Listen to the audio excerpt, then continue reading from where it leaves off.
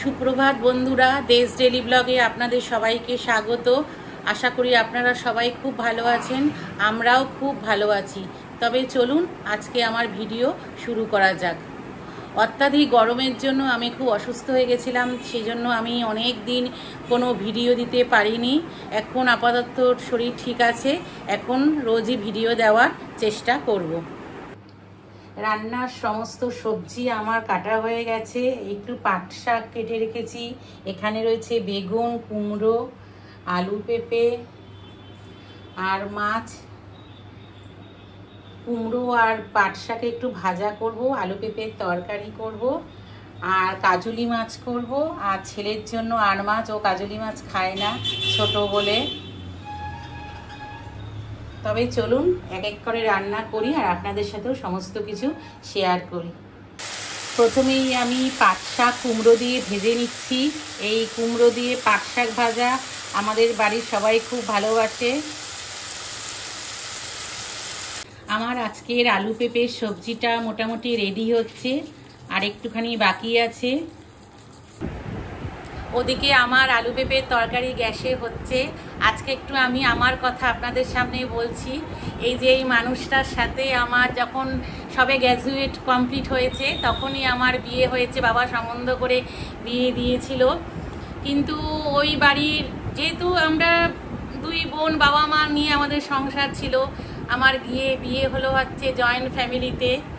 কিন্তু বিয়ের পর আমাকে কেউই ওই বাড়িতে সেমন মেনে নিতে পারেনি। আমার যেহেতু শাশুড়ি ছিল না, ও 2 বছর বয়সে ওর মা মারা গেছে। শ্বশুরমশাই আমাকে সম্বন্ধ করে নিয়ে এসেছিল। উনি আমাকে কিন্তু খুবই ভালোবাসতো।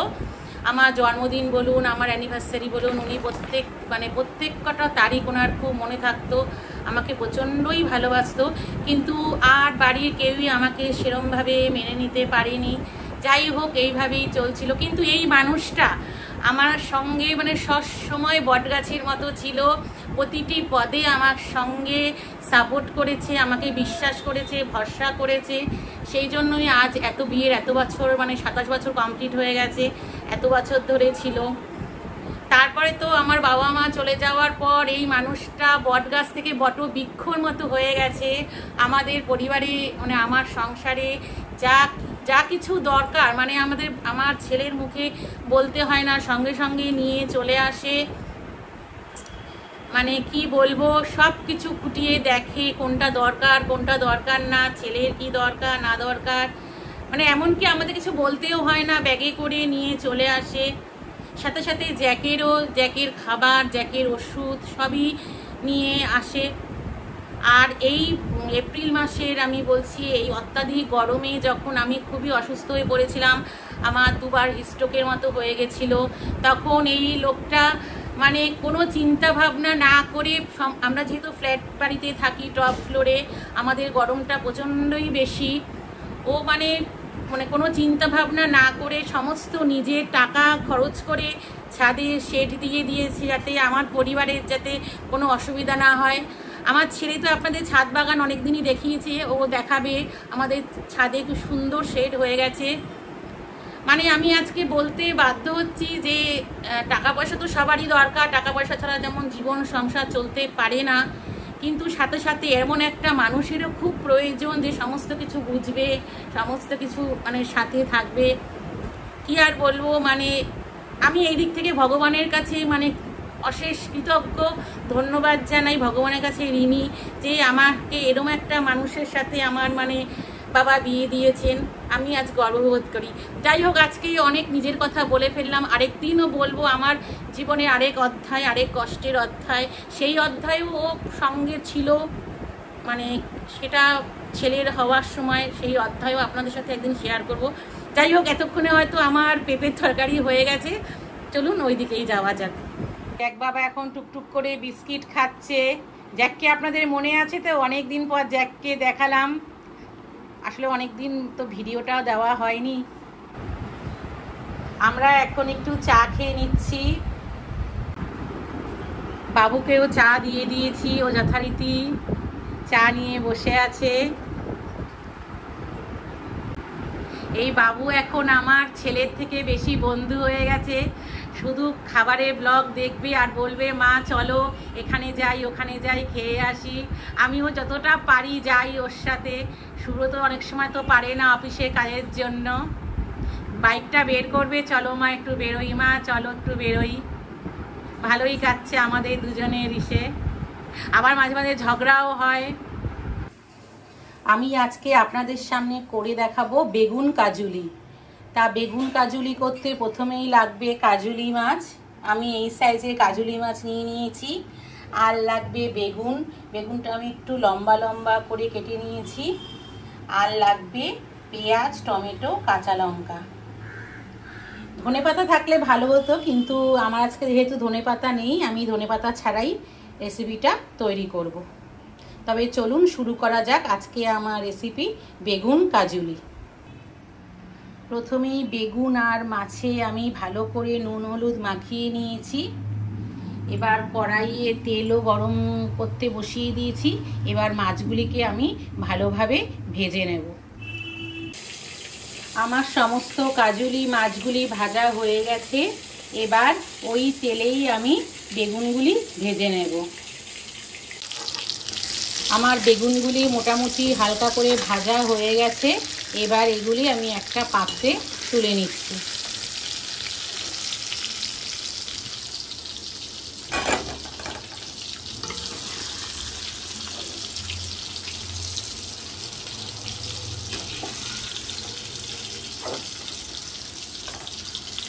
এবার এই তেলেই আমি কিছুটা পরিমাণে কালো জিরা ফোড়ন দিয়ে দিলাম।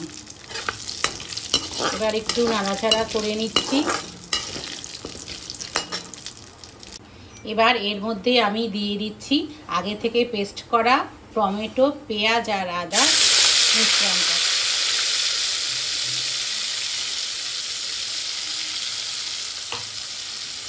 দিয়ে ভালোভাবে মশলাটা কষিয়ে নিচ্ছি।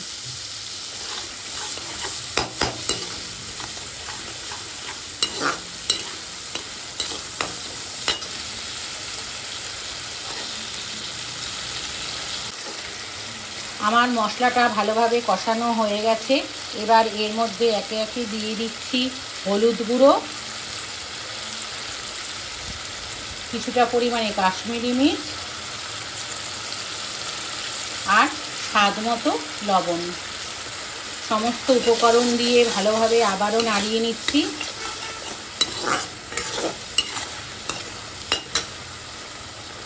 আমার মশলাটা ভালোভাবে কষা হয়ে গেছে।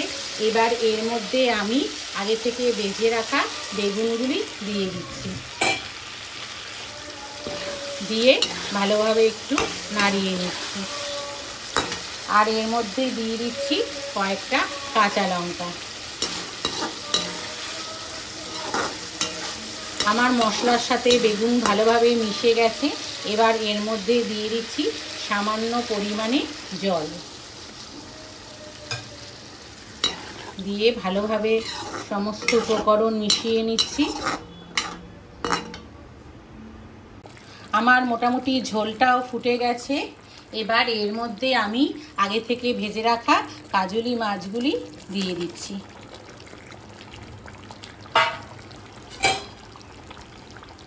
দিয়ে ভালোভাবে মিশিয়ে নিচ্ছি।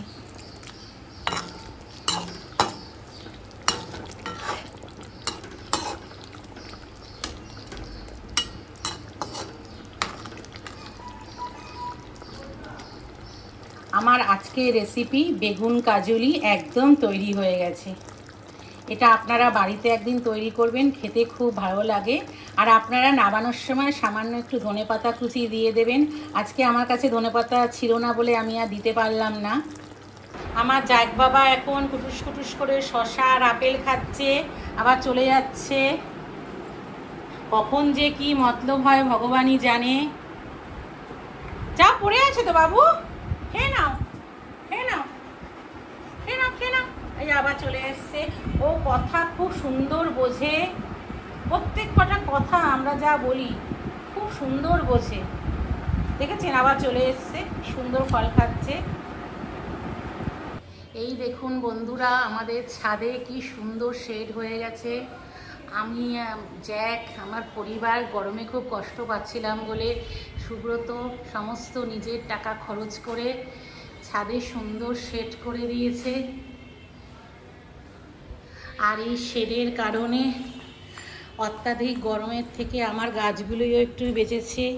এই দেখুন জবা গাছে কি সুন্দর জবা হয়েছে, মুসাম্বিগুলিও অনেক বড় হয়ে গেছে।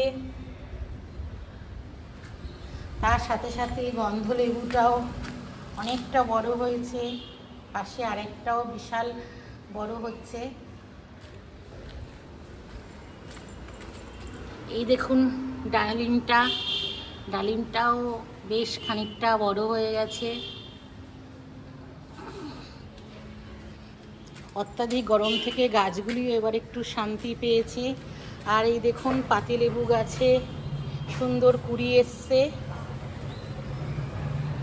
এবার আশা করি ফল ধরবে। দেখুন প্রচুর কুড়ি এসছে প্রত্যেক কটা ডালে ডালে। আমার বারান্দাতেও কিছু গাছ বাবু পাটুলি থেকে নিয়ে এসছে, এগুলি এবার ছাদে আস্তে আস্তে বড় টবে দেওয়া হবে। এই দেখুন হলুদ জবা কুড়িও এসছে, ফাঁকে দেখুন বেলফুল, এটা হচ্ছে লক্ষ্মী জবা, দেখুন কুড়িও এসছে। এটা নীলকণ্ঠ গাছ, সাদা নীল আর নীল দুটোই আছে। আর কিছু 9 o'clock গাছ ঝুলিয়ে দিয়েছে।